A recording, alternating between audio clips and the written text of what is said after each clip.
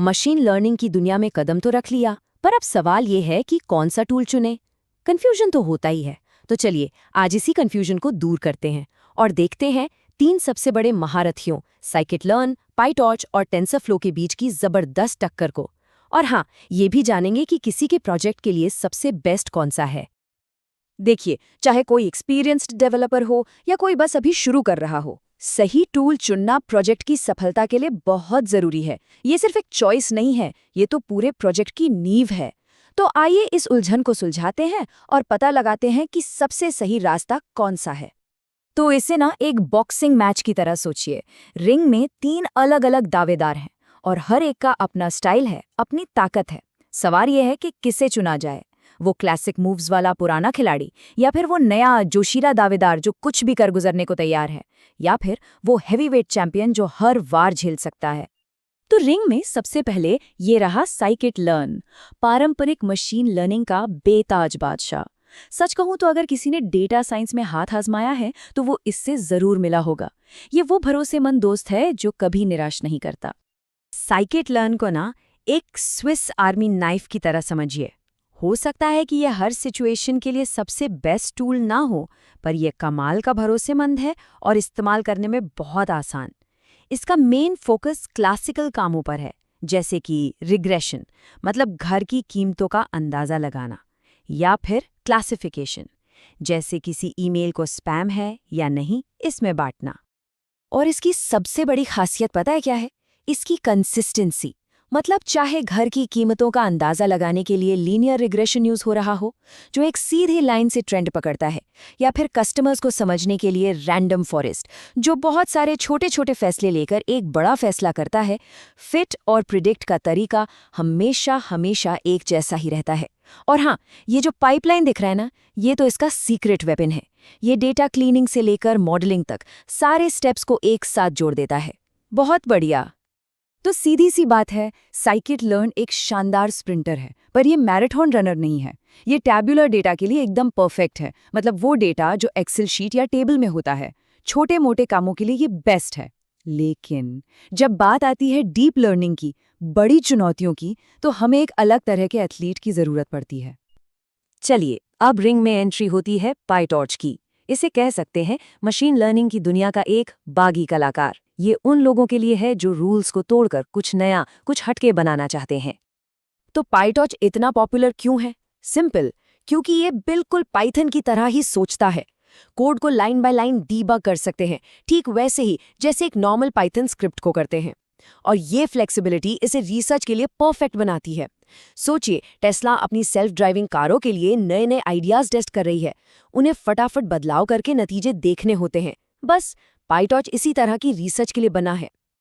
PyTorch के साथ ना कंट्रोल पूरी तरह से डेवलपर के हाथ में होता है, बिल्कुल ड्राइवर सीट पर बैठने जैसा।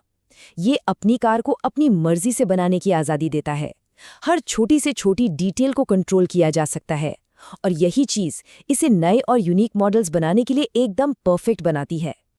तो पाइटॉर्च एक ज़बरदस्त प्रोटोटाइपिंग टूल है, इसमें कोई शक नहीं। लेकिन इसे प्रोडक्शन में ले जाना एक चैलेंज हो सकता है। ये एक रेस कार बनाने जैसा है। ट्रैक पर तो ये बहुत तेज़ है, लेकिन रोज़ की सड़कों पर चलाना थोड़ा मुश्किल हो सकता है। और अब रिंग में आता है हमारा आखिरी दावेदार, टेंसरफ्लो, मशीन लर्निंग की दुनिया का हैवीवेट चैंपियन। इसे गूगल ने बनाया है, और ये सिर्फ काम करने के लिए नहीं बना, ये बड़े पैमाने पर, मतलब मैसिव स्केल पर काम करने के लिए डिज़ाइन किया गया है। देखिए, टेंसरफ्लो का मकसद सिर्फ एक मॉडल बनाना नहीं है, बल्कि उसे पूरी दुनिया तक पहुंचाना है।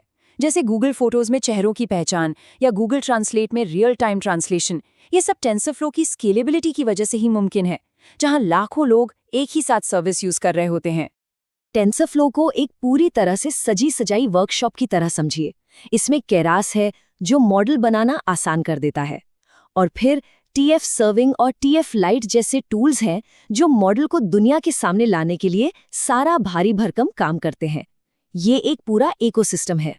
टेंसरफ्लो एक बहुत पावरफुल टूल है, पर इसकी पावर के साथ साथ एक बड़ी लर्निंग कर्व भी आती है। ये कुछ हवाई जहाज उड़ाने जैसा है। ये आपको बहुत दूर ले जा सकता है, पर इसे उड़ाना सीखने में टाइम तो लगता है। तो चलिए अब वक्त आ गया है मेन इवेंट का।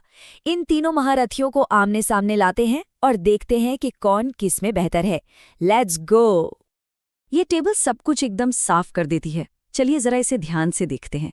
सबसे पहले प्राइमरी यूज वाली लाइन scikit-learn टैब्यूलर डेटा के लिए, PyTorch रिसर्च के लिए और TensorFlow प्रोडक्शन के लिए। बिल्कुल क्लियर। अब आते हैं ईज ऑफ यूज पर। यहाँ scikit-learn सबसे आसान है, जबकि बाकी दोनों को सीखने में थोड़ा वक्त लगता है।